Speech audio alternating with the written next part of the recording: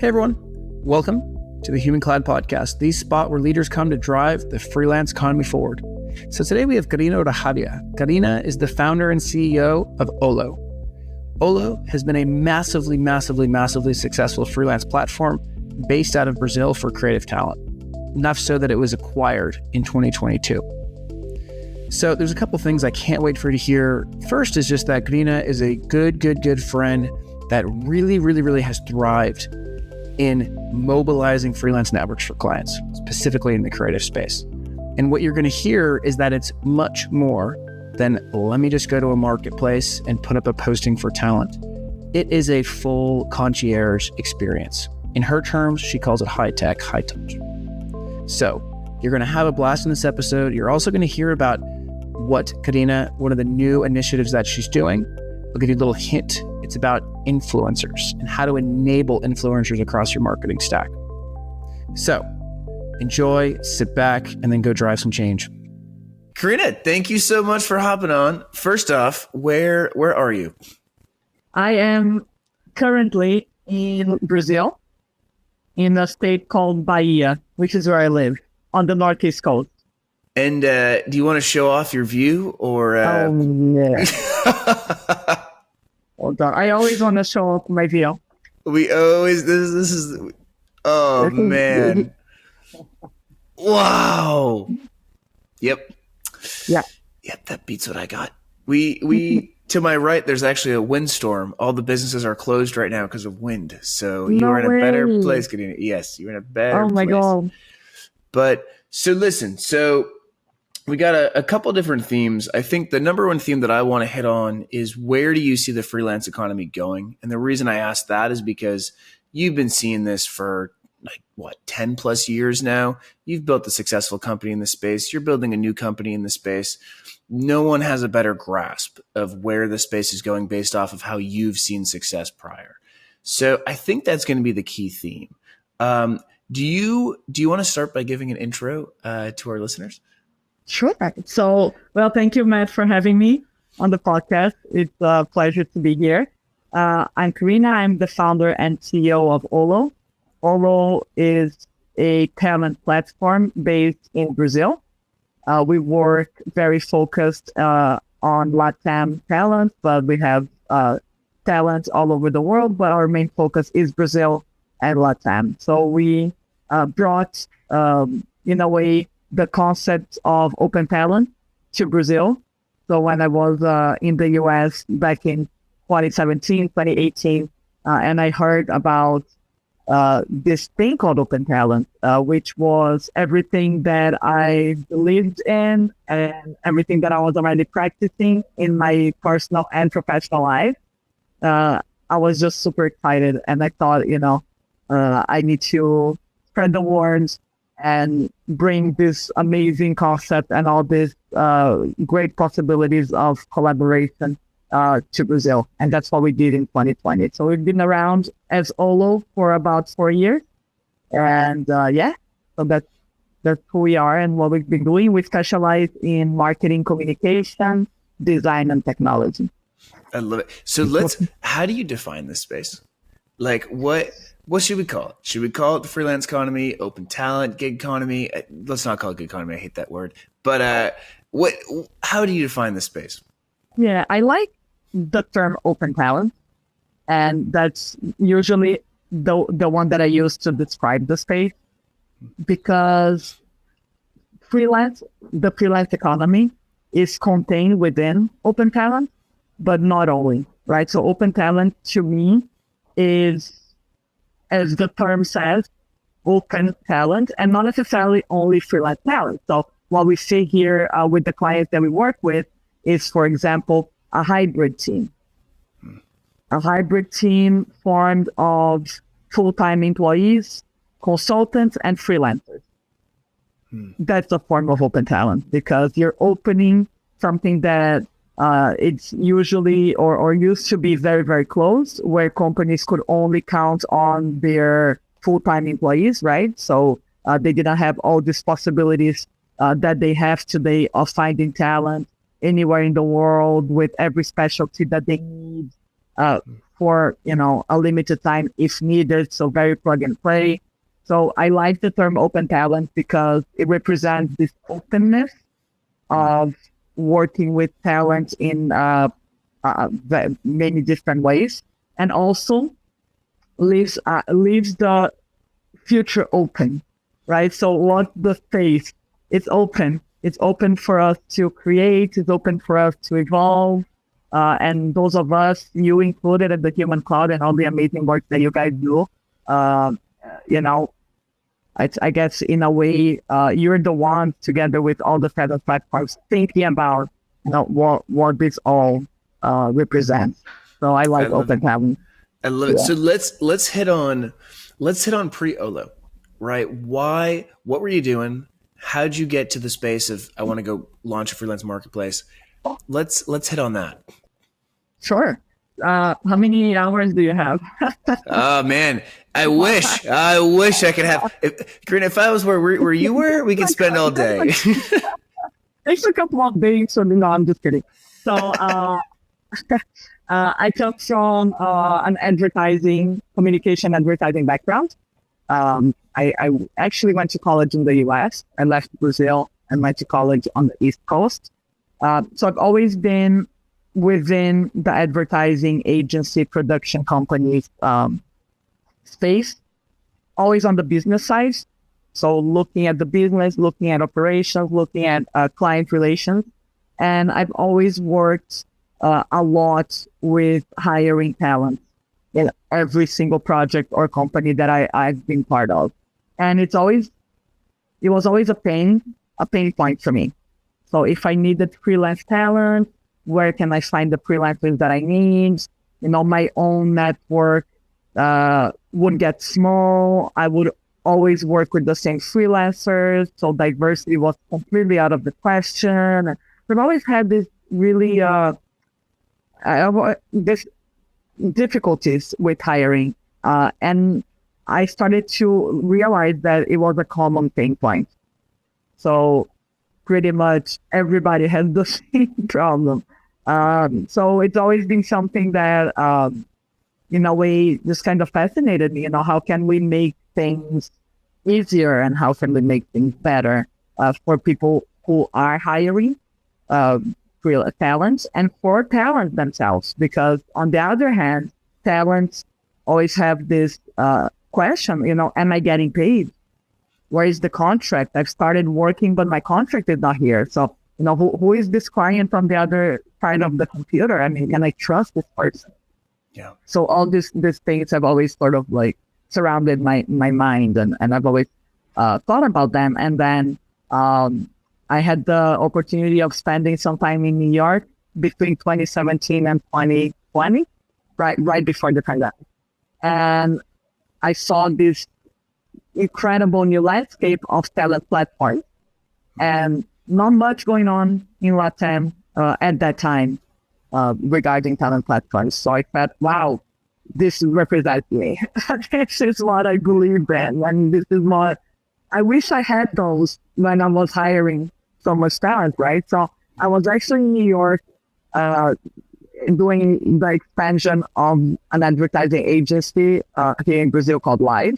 So I was doing the international expansion. We ended up being business partners at Ollo because as we were in the project, we said, let's do something different because this is just too good. What's happening is too good. This is the right time. Let's bring this concept to Brazil. And the interesting thing, man, was this was all pre-pandemic. And we said, I think we're going to hit on some threats on our first SWOT analysis. And we say, one of the biggest threats for us will be remote work because so much of talent as a service, so much of open talent is sort of grounded on remote work, right? So we said, we don't think we're ready in Brazil to embrace remote work yet. So we might be a little early, but that's okay because we really believe in it. And then 1 month after we launched, the pandemic came, which, I mean, I don't even need to say it was a huge crisis, of course, and a disaster for all of us. But it did turn our threat into an opportunity, because all of a sudden, those of us who had the opportunity of working from home were working from home. So it was kind of like a sort of remote work on steroids, I guess, Yeah. So it was like everybody needed to learn, and we were ahead. We were ahead because we had been researching this for 3-4 years. I worked remotely since 2007. So Karina pre-Ollo has always been a digital nomad, and I've always worked remotely. So I've been researching remote work for most of my life. Yeah. I'd love to hear like the pre-launch, during launch, post-launch, and then getting up to the point that you are now. What did you expect? Did you expect that, okay, we're going to build a landing page, everyone's going to sign up, clients, and then clients are just going to come, right? Did you expect that, okay, this is going to be super easy, we're just going to match freelancers with clients and then go bye-bye, and then that's it, and things are going to grow? I'd love to hear, like, what were some of those things that you expected were going to happen, and boy, did it either happen the way you wanted to or not happen the way you wanted to. No, I love the question. But first I need to say there's never a post-launch, right? We're always launching.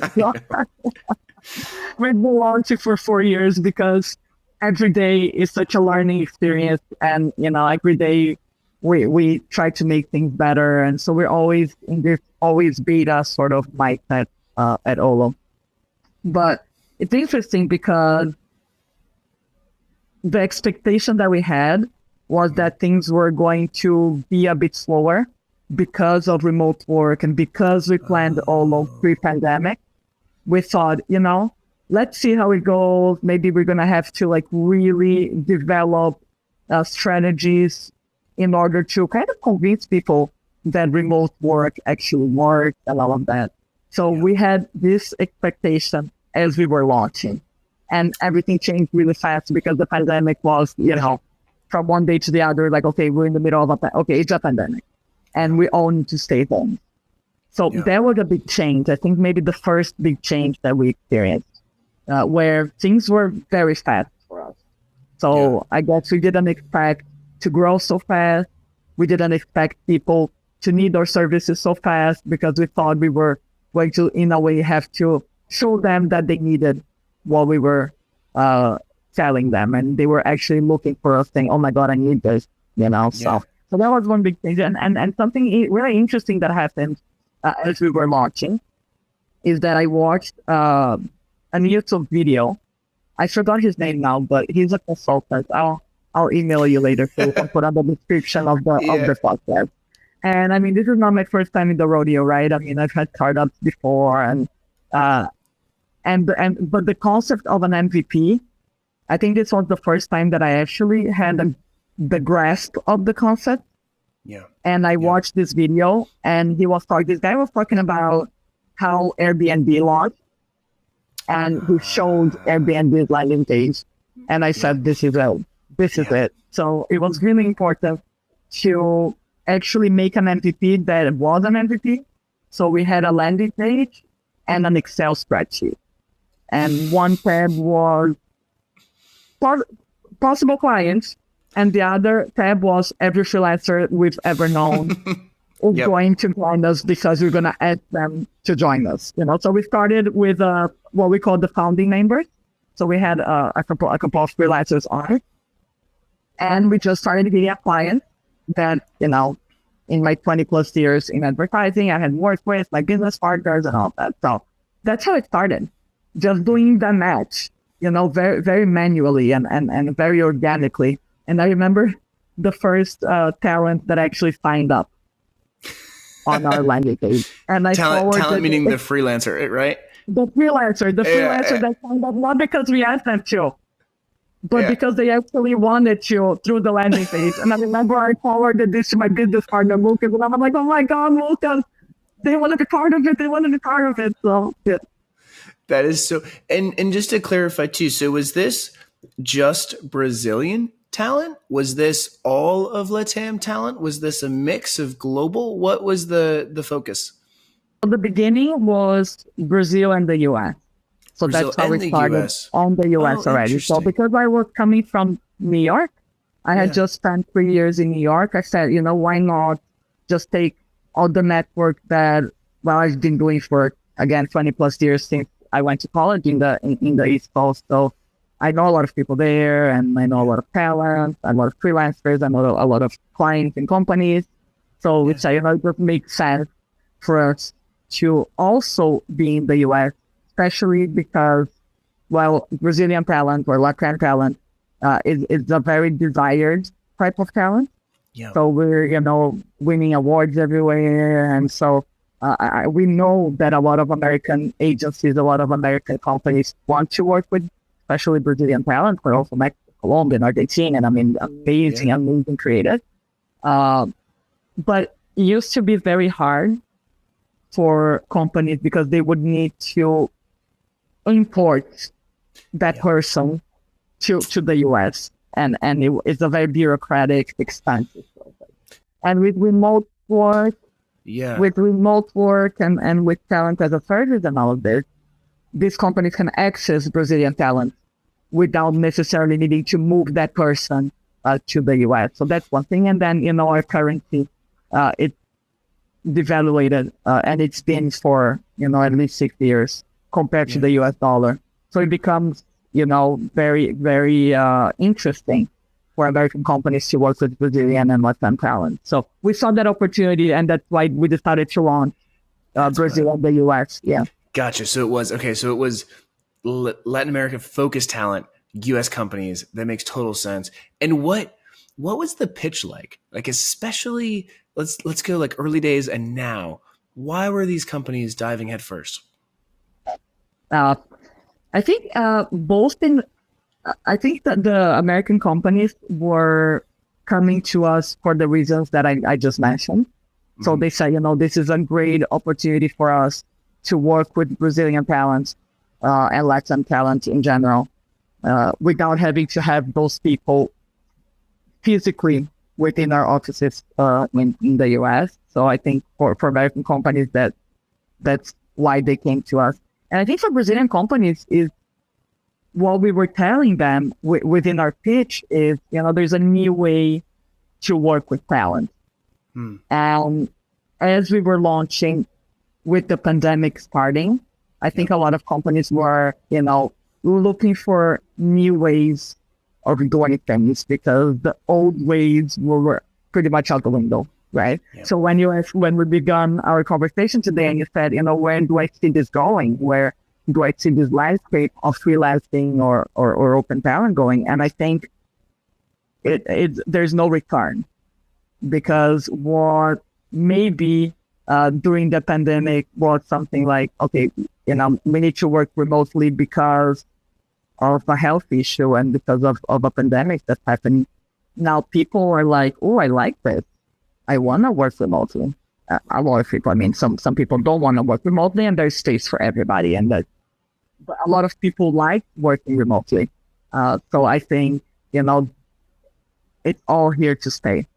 And gotcha. From the company's perspective, they get to work with talent anywhere in the world.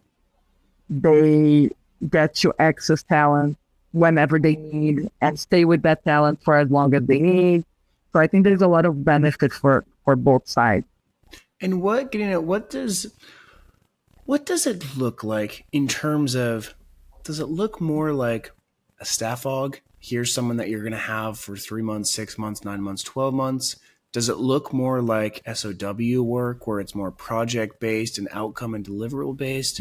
What have you seen in terms of how these companies are wanting to embrace freelancers? It's a very interesting question, Matt. Both. So we both, see right? Okay. We see both. We see on a project basis. So I need a new logo for my company, and I need a graphic designer who's going to do the branding or a strategist, or so it's per project, but also per time of allocation. So I need somebody here for 2 weeks. I need somebody here for a month. I need somebody here for 3 months. I need somebody here for a year.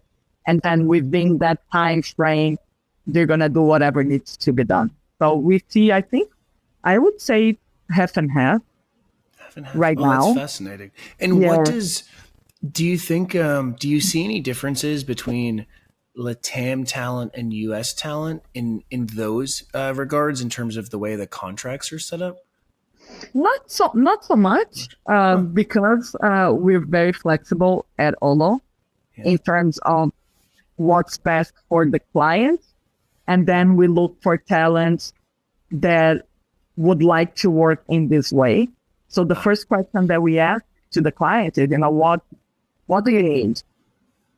How can we help you? What's better for you? Because we get a lot of questions like, okay, look, do you work on a time basis or do you work on a project basis? And I say, we work on what's better for you, because we have a large community of talent, and we're going to find within that community people that would want to work per project or people that would want to work on a time basis. So, I mean, it's really up to the client to say, this is what works best for them. And how, so this is where I know a little bit of what's it called? A little bit of backroom knowledge about you, but this next question is, I'm really interested to hear what you say, to be honest. So what I really am interested in is, what do you think really led to success with your marketplace and also with the clients that you worked with? And what I mean by that was, is it just pumping the phone, meaning you're just dialing away? Does it result from having the best experience? Does it result from technology? Does it result, like, what do you think, looking back, really moved the needle for the past, and has it been 5 years now, Karina, right? 4, Almost right? Yeah. 4. Yeah. What has really moved the needle for you? And has those things changed, right? So if the past 4 years this worked, but in the past 6 months, no, that'd be interesting too. But what do you think has really moved the needle for you? That is a great question. I think it's a combination of things, right? I don't think it's one single factor that moved the needle and made us be a successful business and a marketplace.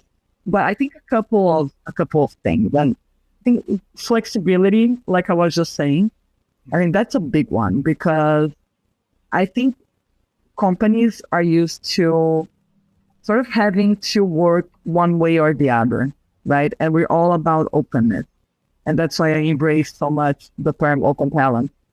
And I think something that really helps us is how flexible we are. So we're here to be a solution provider.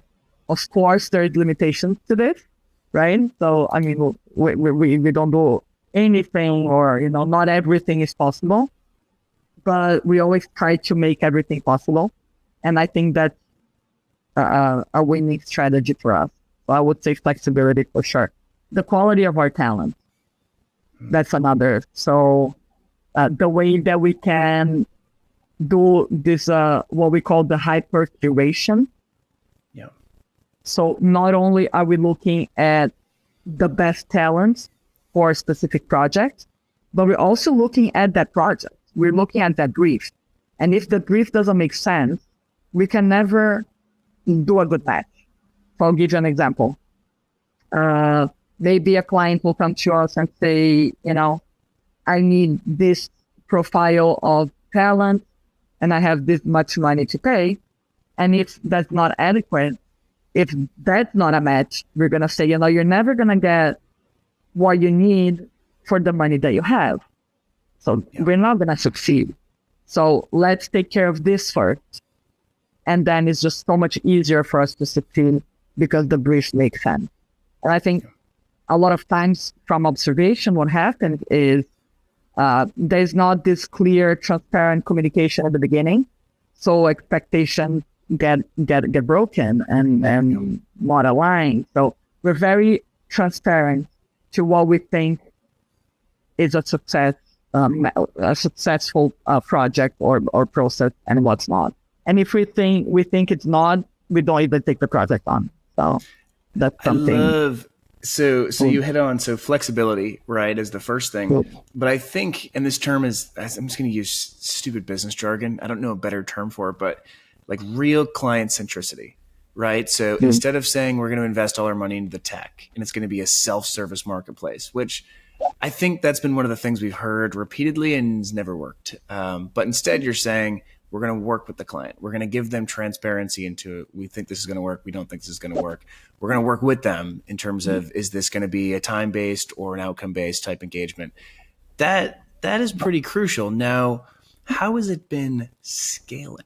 Because this is one thing that you have experienced over others where it's cute the first year of business, right? And getting to that first million, it's cute to say, yes, we do everything for our client, but then it might not scale, right? If you're doing absolutely everything for the wrong clients, you're going to lose all your time. But so for you, how has it been actually scaling the business?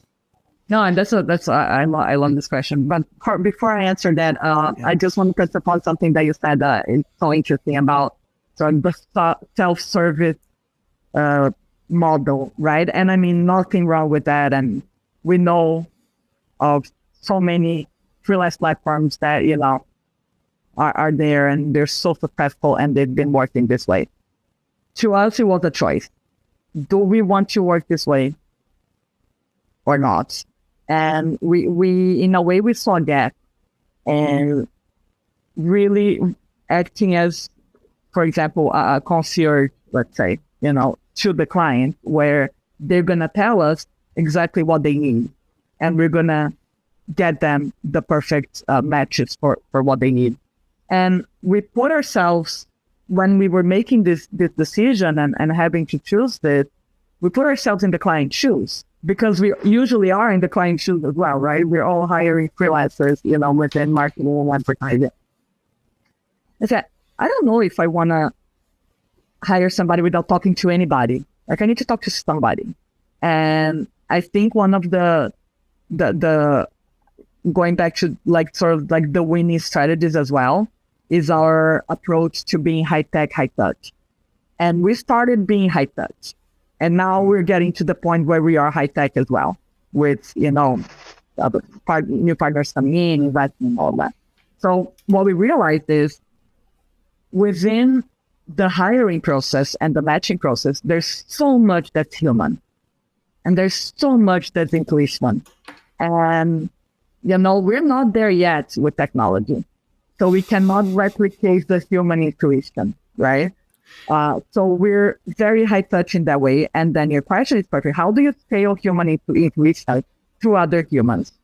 So not only are we going to scale, and we're scaling through technology because there's so much that technology can help us and it's helping us.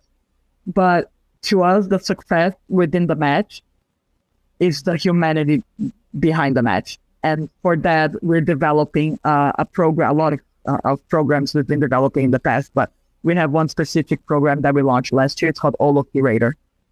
And it's our new network of curators where we're scaling through them and not through algorithm. So that's we're gonna scale through human beings. That's a challenge. I was gonna say, tell me more. Tell us if you can. Tell us more. Maybe for another podcast. Another podcast. All right, perfect. So no, we're gonna kind of stay on this vein though. Tell us about your favorite customers, and what I mean by that is what I really want to hear is what were they doing? What were they using freelancers for? What were they like before and after using freelancers? What did they do that led to a higher rate of success? But this is kind of your chance on their behalf to just tell us about the customers that you love. Oh, and I love so many of them. This is something great about Ollo, because we don't want to work. We have a no asshole policy.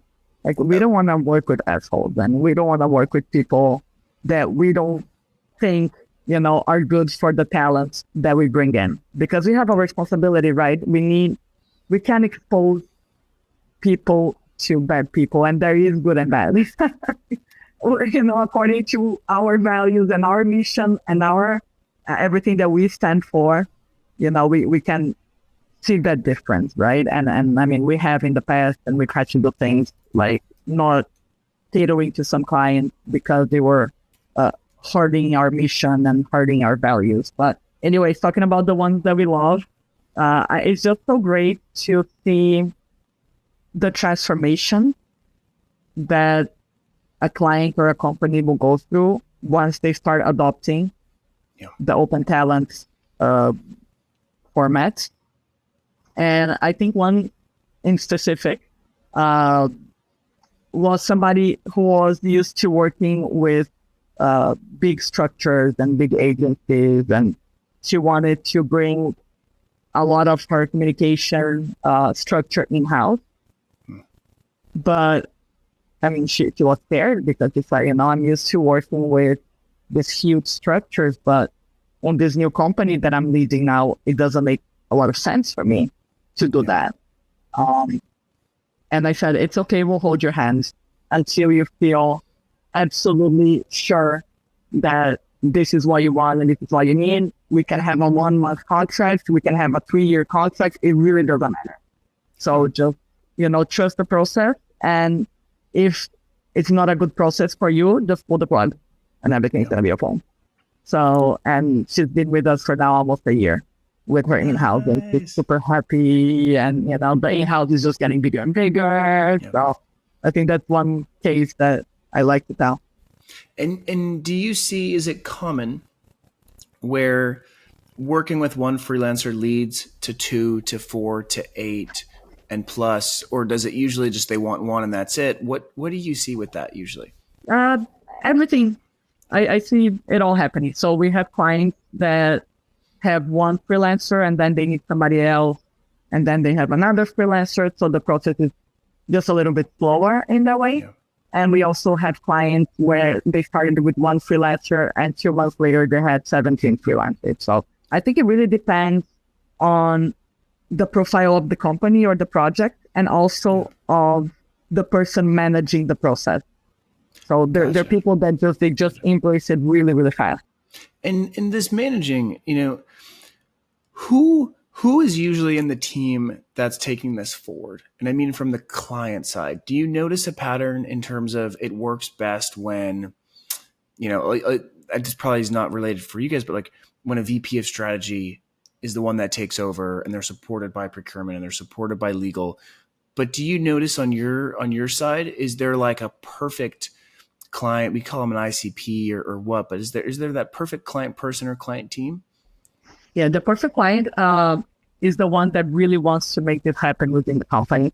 So it can be somebody in HR, it can be somebody in marketing, it can be somebody in innovation, somebody in strategy, sometimes even somebody in finance.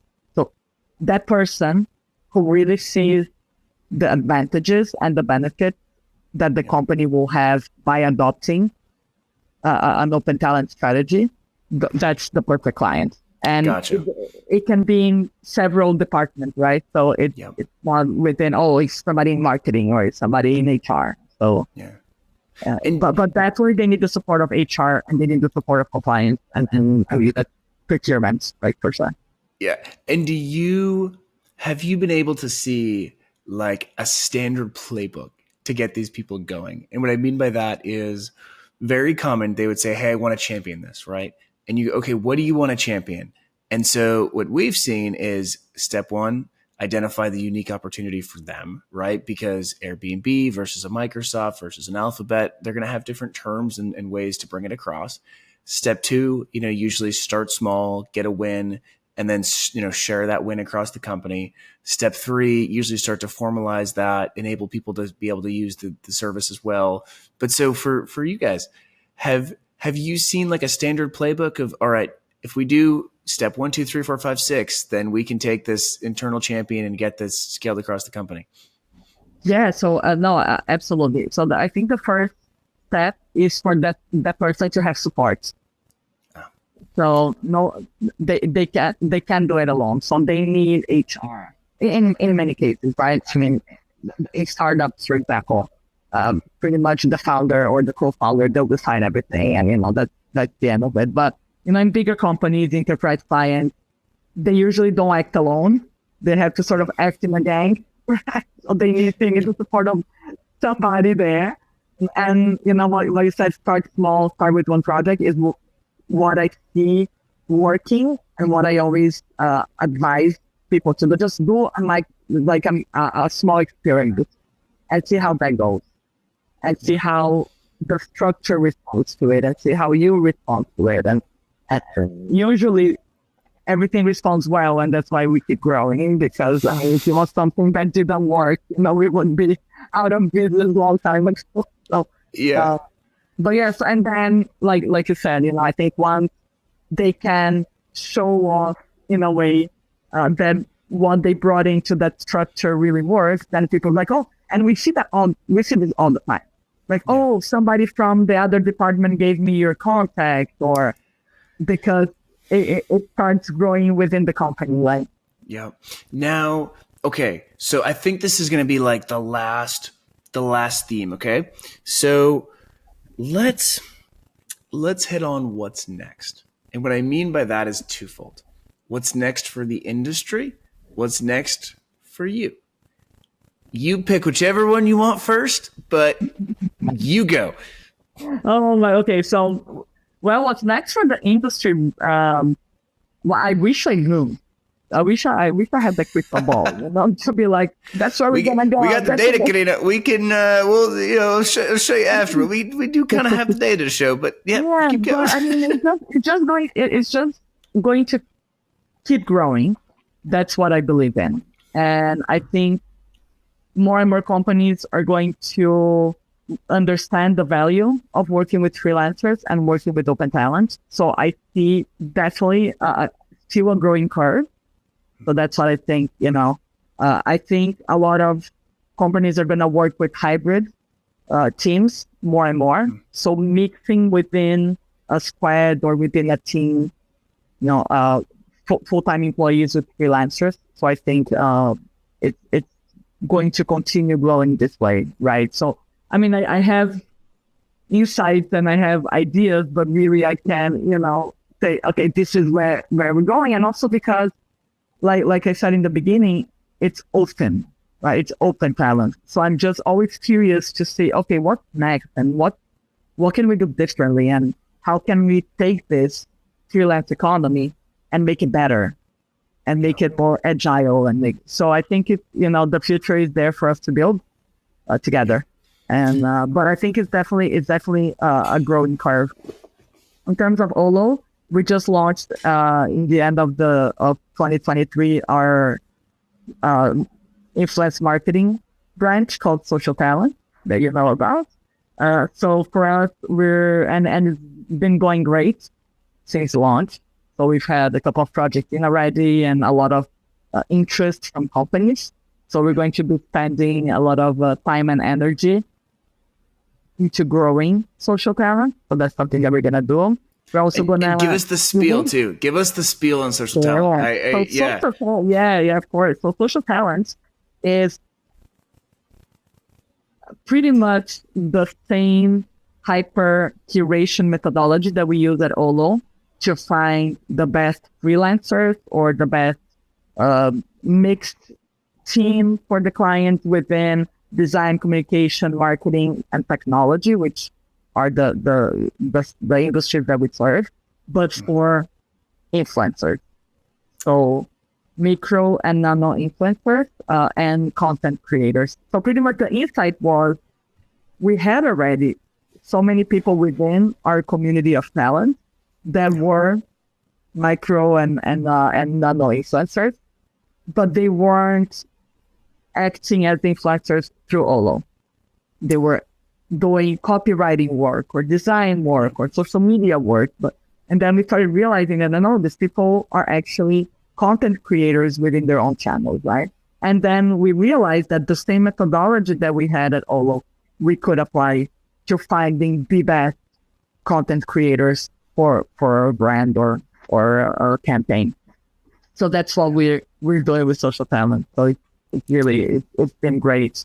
So we're gonna do a lot of that in 2024, a lot of Social Talent. We're going to continue to expand internationally. So the US continues to be a big focus for us. And we're going to also invest a lot of time and energy into our Ollo Curator program, which is the one that I just gave you a highlight, but it's our scale through human beings project, and it's going strong. So I'm really excited. I can't wait to hear more about that. So listen, now we have what we call Rock Around. It's like the fun section, right? So turn the brain off. Don't you worry, just pure fun. Before we get that, because I'm going to ask you twice, where can our listeners find you? They can find me at LinkedIn. So I'm sure, can you put my LinkedIn on the description? Yeah, of course. So, don't you worry.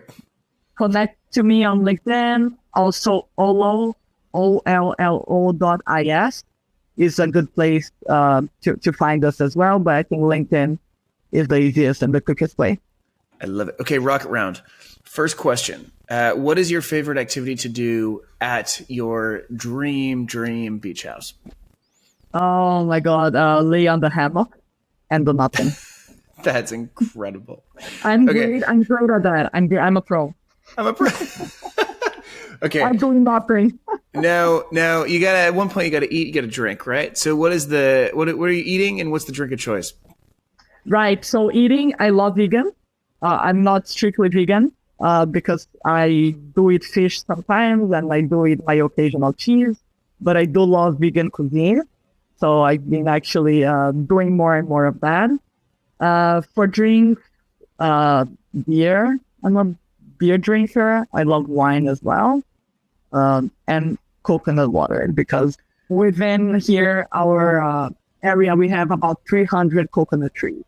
So I had a feeling. We eat about 50 coconuts. So you do the math, right? We have a lot of coconut. I love the balance, Karina, of beer yet vegan. You know, I can't say I've seen that one before. That one's a first. It's pretty cool. I have a friend who says, a little bit of fun, a little bit of salad. So that's kind of like my life motto, Yeah, I'll have wine, but then I'll have a salad for lunch, and that's how I start to keep my balance. Now, okay, get two more questions. So one,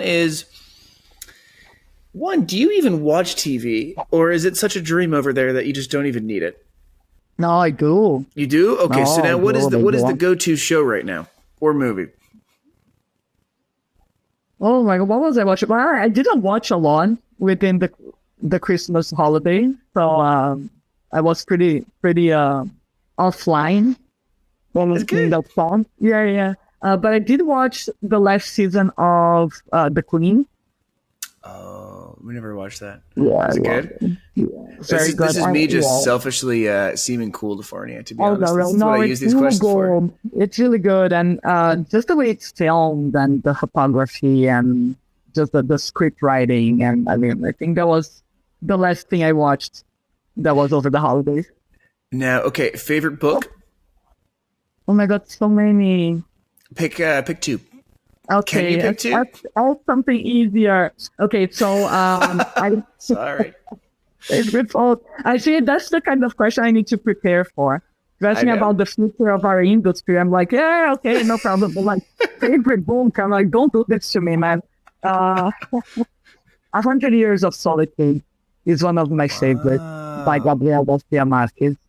It's a beautiful book, and I just read one. I don't know if it's in English yet, but it's called Torturado. I'll also send you. I don't know if they have translated it, but it's amazing. I'll send you so you can put on the description of the.